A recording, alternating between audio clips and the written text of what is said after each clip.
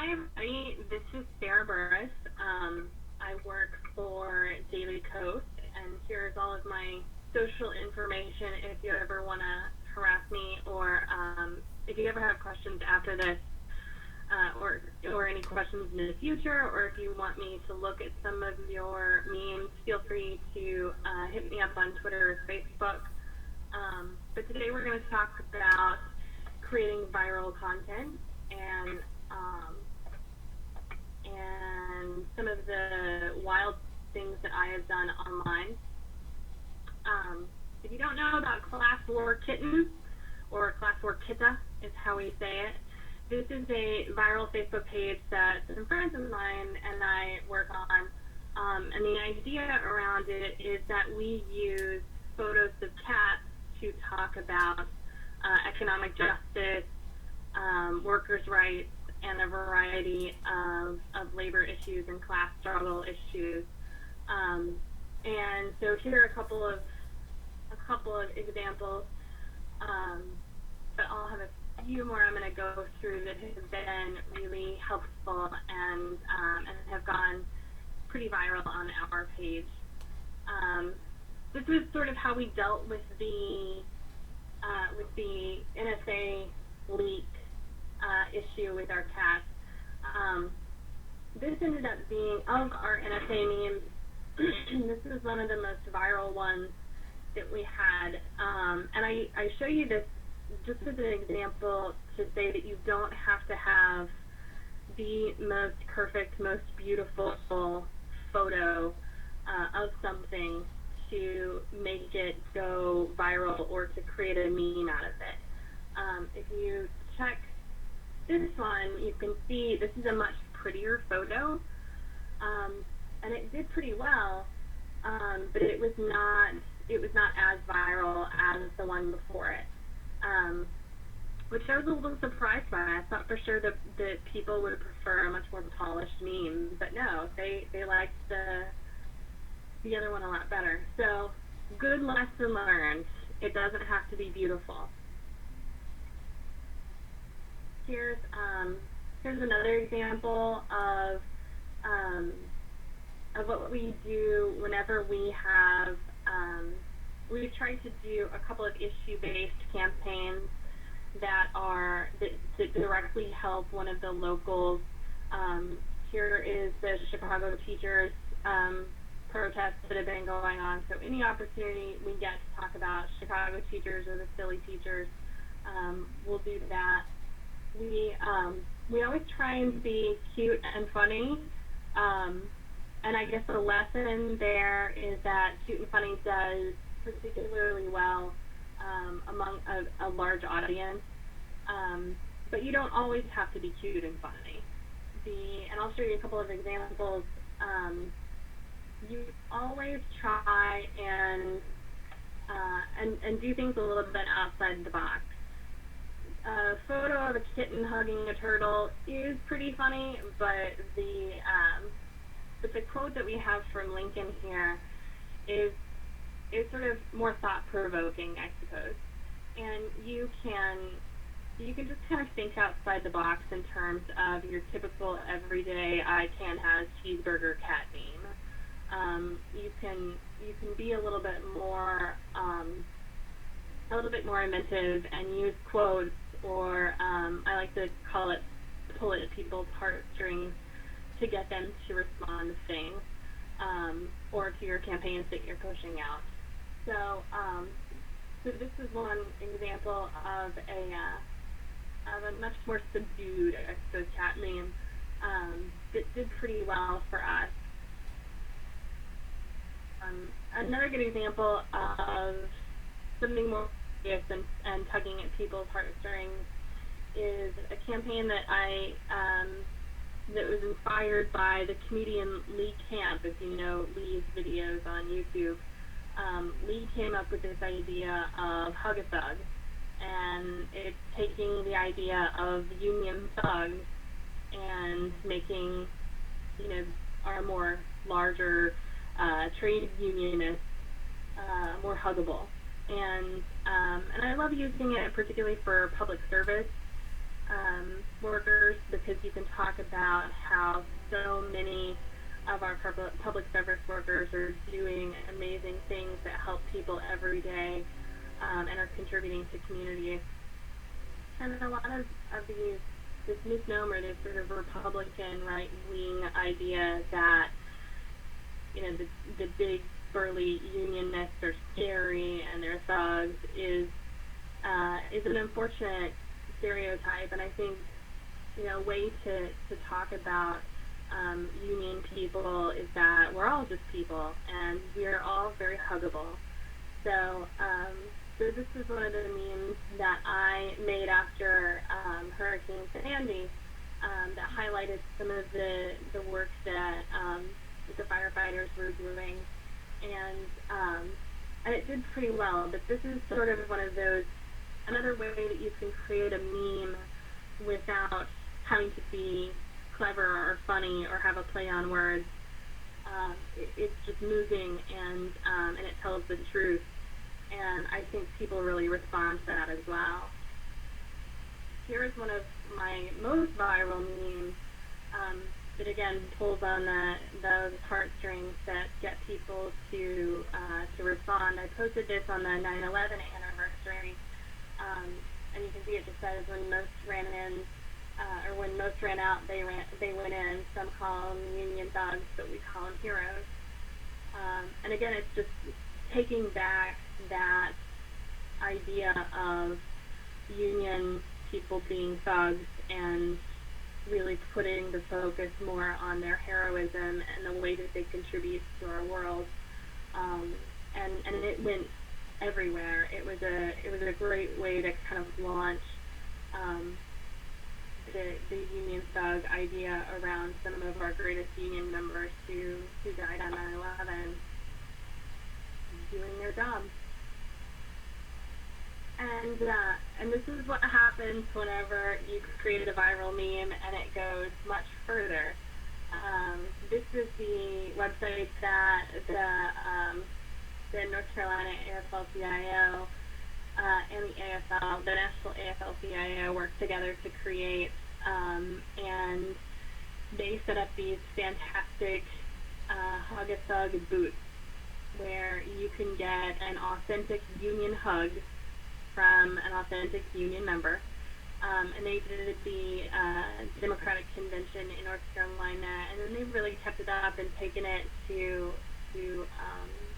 other conferences and places around the country. And I love this because I call this is sort of like taking an online action into the offline world. Typically, we in labor movement will do things in the offline world. We'll do all of our organizing offline, and then take photos of it or talk about it online. And this is a fun example of taking online offline. So I call this memeing in real life. And again, it's just great pictures of union people giving out union hugs. This is the first one. This is the Oregon AFL started this. They set up a table outside of their office and they gave away free union hugs from a letter carrier, and so it really took off from there. It's become this great open source meme that I hope a lot of locals could really adopt and break that stereotype of the union thug by just giving away free hugs. This is another one of the campaigns that I did last election year. This is what happens when you take an existing meme and twist it to make it work for your campaign. For those of you who are addicted to the internet, you might know about Ryan Gossling. He's a regular actor in Hollywood, but he does a lot of chick flicks. There was a woman who I think is getting her women's studies master at the University of Wisconsin, who created this fan Tumblr page about Ryan Gossling, who she'll make these memes that are all very pro-feminist, pro-women, and they all begin with the phrase, "Hey girl." So you'll have a Ryan Gosling meme, like just a photo, and it'll say something like, "Hey girl, I believe that you deserve equal pay for equal work," something like that. So we took the idea of what would happen if you took Paul Ryan and married that with the Ryan Gosling meme. You would end up with Paul Ryan Gosling. And instead of saying feminist phrases, since it's Paul Ryan, you want to say the most anti-feminist phrases. And so that's how we came up with this idea of the Paul Ryan meme, saying incredibly anti-feminist things, and it was not a terribly viral meme, but Rachel Maddow loved it. So Rachel Maddow did a whole story on the Paul Ryan Gossling meme sensation, and we really managed as an internet team on Tumblr, on Facebook, and on Twitter to kind of own the fact that Paul Ryan, who is this supposed pretty boy who would add this attractiveness factor to the Republican ticket, is actually, the more anti-woman candidate on the ticket. And so I think it made things a little bit difficult for him, just in that we sort of made him a joke, which I think is a great way to really take some of these memes. Is you're not just making fun of somebody, but ideally you can use your campaign to just make it really, really difficult for them to get their message across whenever they try and say that they're pro-women or that they're in favor of something. And again, you just can make somebody a joke in politics, which is really what I love to do with conservatives. Here's another one we did, and like I said, it's just trying to show off his anti-feminist tendencies or his anti-women tendencies.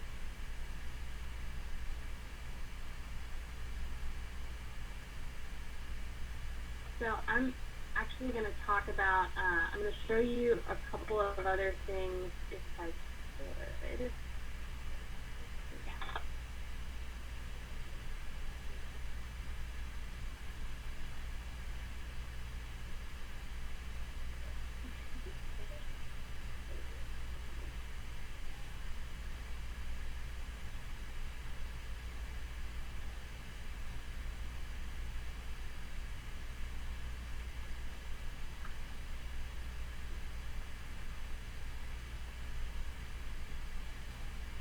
Not sure if I have to log in or not.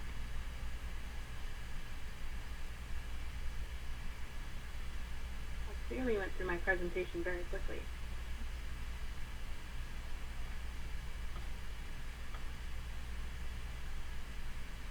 So just a couple more examples that I'm going to show you. This is the Family Leave Act that we're promoting right now.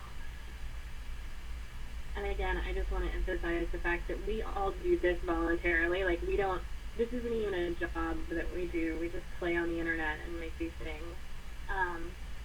But anytime you have a campaign that you would like for us to help with, please submit either your content or something about your campaign to us, and we're more than happy to help promote it.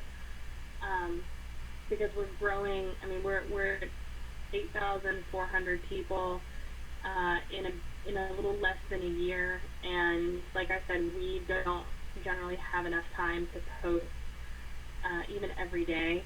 So, if we really committed to it and had a bunch of content, I think we could make it go much larger. But we're always happy to help promote the campaigns that you're working on.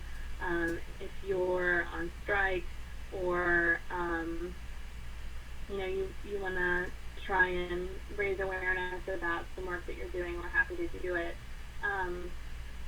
I think I talked about how I categorized all of our memes into 3 different categories. The one was the the pithy, funny ones that I've shown you. The second one is you pull at the heartstrings. The third one you can do very issue specific ones. You can see how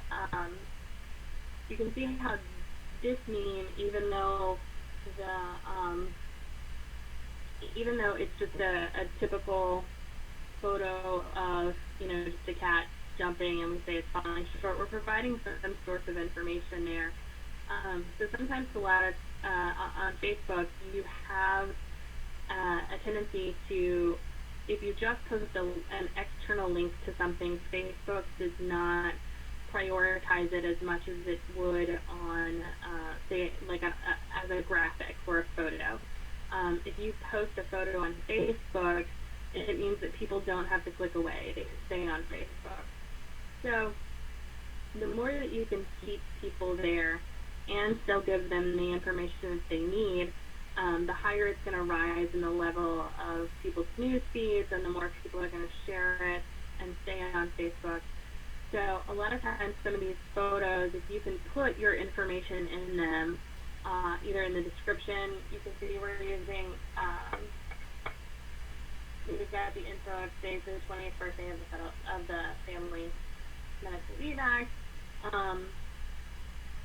but the graphic itself is giving a little bit of information, and that's a great way to really highlight complex issues in your campaigns. You see people using infographics a lot. If you have a graphic designer who can do an infographic, who can, is spot on in creating charts and graphs, that's fantastic. But they're hard to do as somebody who's never had any kind of formal online training. So if you have access to any kind of photo editing software, or I think in the chat screen we linked to a website called Pixlr, which is it's an online source for people to, it's like an open source version of Photoshop, and anybody can upload any photo that they want and put text on it, just like you see here. Super easy to use, and you can generate your own memes this way. So that way, at the very least, you can find a photo that you want, and you can put the text on top of it, and ideally more people will share it, and it will become more and more viral, and then also grow your own Facebook page. That's the benefit of posting photos like this or memes like this, because it really helps your page get much larger.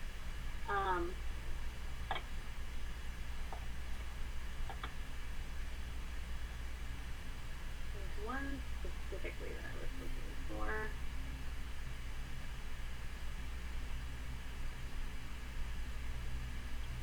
So this is a solidarity we've been doing a lot of solidarity stuff for the fast food workers strike. But you can see that I showed you in the last meme, we've started to try and hashtag things. The other thing, if you can try and do it, is try and tag other pages with your memes. If you're doing actions with another local, or you and maybe one of the other affiliates are doing an action together, if you can try and tag each other in your memes, you have a better opportunity for people who are fans of that page to be able to come in, to be able to see your memes as well. It's always better if that other union will also share your meme, but if they don't know about it, let's say the Stand Up KC has never heard of Class 4 Kittens, the fact that we're tagging them in it will at the very least let them know, oh hey, we're doing this solidarity action with you, here's a graphic around it. And a lot of times for smaller affiliates and smaller unions who don't have a full-time communications person or don't have a full-time online person, you know, they don't necessarily have somebody who can create content all day. And so if you have a meme up, chances are, if you tag the other affiliates in it, they'll see it and they'll share it just because they're like, oh, this is fantastic, we're in this movement together, and they'll share it. So then you have the more and more people that will see it based on. So definitely try and hashtag things and tag people in it. The other thing that's a best practice is if you're sharing a graphic and it's part of a campaign where you have much more information that's offline, we always try and encourage people to do the more here, and then link it to ideally a bit.ly link or something where you can track how many people are clicking that link from your meme, just to kind of chart and stay up on how many people are clicking from your Facebook to find more information. If you have like either a white paper or something that is a lot of very dense, detailed information, if you can boil it down to, you know, a couple of bullet points that you can put into a meme, and then link to the much more complex information, that's always the best way to try and, one, generate traffic to your website, but definitely to get people who maybe want to either write their own stories or promote your campaign, but would like to have the immense amount of information that you have about it, so that they can kind of digest, okay, how are we going to sell this to our people, or how am I going to write about this? I say reporters, it's mostly bloggers. Bloggers love memes, and any opportunity to give them more information so that they can write these stories is always great. Sometimes we'll do, if it's a meme about a story with the Palermo's settlement, we will link to the story about it, to help people kind of find out, you know, what's going on. And sometimes, obviously, we don't have anything in it. It's just the first day of Medicare, so we did the cat meme with the quote. There's a variety of different things that you can do whenever you're trying to create campaigns like this.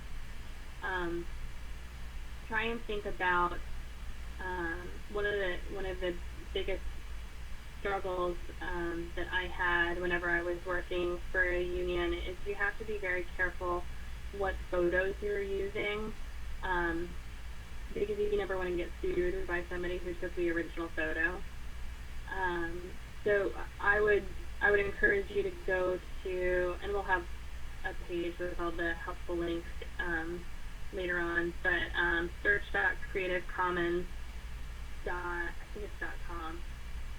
where you can, it's just a Creative Commons photo search, and you can look through a variety of different places that have Creative Commons photos, and some of them you'll have to look at the rules on the photo. Sometimes you have to put attribution, meaning you have to put the original photographer's name very, very small somewhere in the graphic or somewhere on your page. You could say photo by or whatever. I prefer to put it in the graphic as small as possible, because I don't want to give away the real estate of my description in Facebook to the photographer. But a lot of them you don't have to, you won't have to necessarily put attribution on there. So that's a great way to find photos that you can use for creating memes, and make your lawyers very, very happy that you're not going to get everybody sued just for a photo that you posted on Facebook. Also, a lot of these are not, a lot of photos, Creative Commons photos, you're creating these not for commercial use. Like, you're not going to sell this, you're not going to try and make money off of it. You have a little bit more leeway with the kind of photos that you can find online. There are always photos available in Creative Commons on Flickr. That's a great place to look. But definitely check out those resources. And then you can always take photos yourself.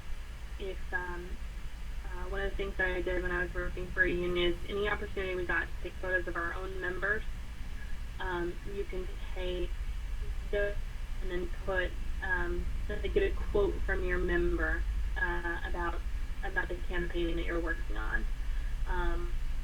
I worked for Unite here, and we had the International Hyatt boycott. So what we would do is get photos of housekeepers in a non-union Hyatt, and then get a quote from them about how difficult their jobs were, or the backbreaking work that they were required to do, and then just put that as a caption on the photo. Any opportunity to really put a face on the work that you're doing with your members is something that I would recommend. We loved doing it just because it I think created a connectivity between the International Union and some of our locals. Sometimes the IU can seem like this nebulous, thing in Washington, D.C. So any chance we can highlight our people that are out in the States, that are at the locals, always a plus. And it also creates what I like to call the high mom factor, which is if somebody sees a photo of themselves from their local union talking about their campaign, they're likely to share it because they're like, oh my gosh, hey look mom, I'm on our union's Facebook page. And then, it's obviously not just for their mom, it's like all of their friends who want to see them succeed and who want to share that will. So you get them, you get their friends, you get their coworkers, and so a lot of the, it's not just a way to feature your members, it's also a way for your members to feel involved by sharing the content online and sending it around to their friends, and you can pull more people into your movement that way. What else? Is that a question? Yeah.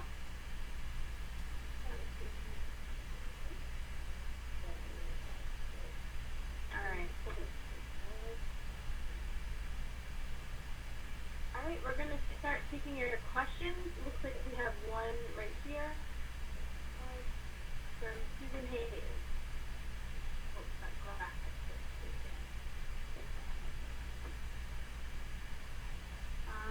Let's do a file. I think Susan was asking about Pixlr and possibly the Creative Commons. So Sarah's going to send out the link via public note, but just keep in mind we'll be adding all of the links that Sarah mentioned to AFL-CIO.org/digital training under the social media 401 section. Okay, and I think the photo search site, I kind of need to look it up, but it's like, if you Google Creative Commons photo search,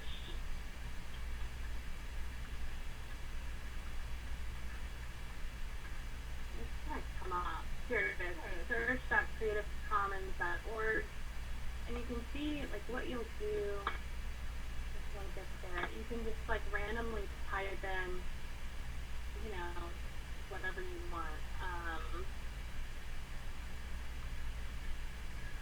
I'll just do text, Google Images, and here you go. These are, and you can click on, as you can see, this is from Wikipedia, this is Wikipedia Commons. Most of the Wikipedia images are going to be Creative Commons. You have to look on them. You'll see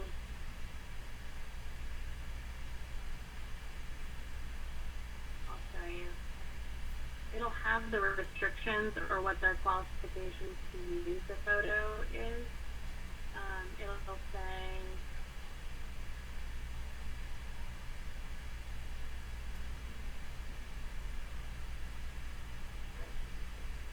yeah, anybody can use this for any purpose. Like, it'll have the disclaimer for how you do it.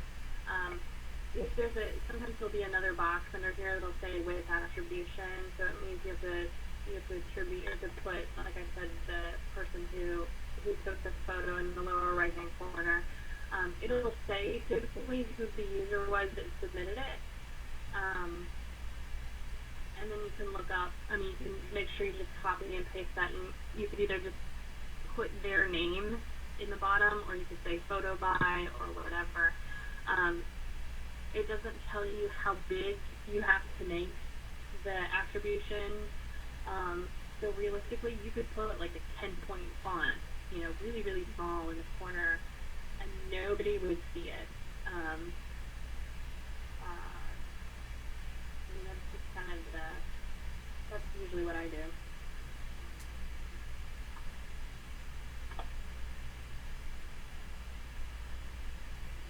Okay, do we have any other questions? You can go ahead and send them via note.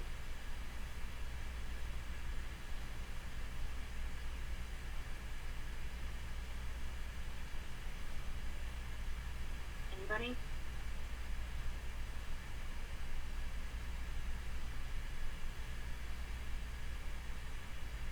I can sit here and look at memes all day long.